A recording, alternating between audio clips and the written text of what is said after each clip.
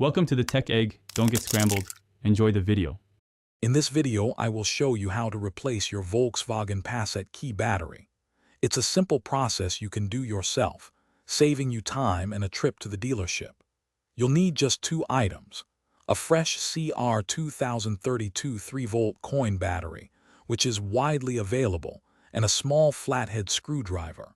You might also consider wrapping the screwdriver tip with a bit of tape to prevent any scratches to your key fob. First, locate the small release button on your key fob, usually on the side.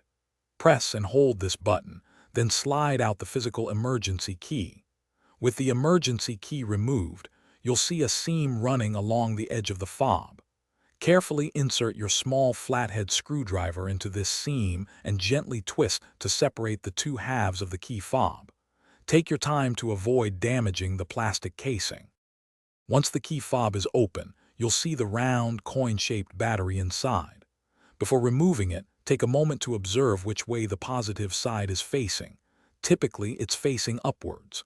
Use your small flathead screwdriver to gently pry out the old battery. Now, take your new CR 2032 battery and carefully slide it into place, ensuring the positive side, marked with a plus sign, is facing upwards, just like the old one. With the new battery securely in place, it's time to reassemble your key fob. Carefully align the two halves of the casing and press them firmly together until you hear them click and snap shut. Make sure there are no gaps.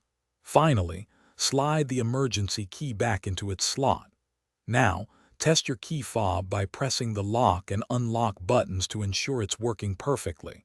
You're all set with a fresh battery. Thanks for watching. Consider subscribing if I helped unscramble your problems.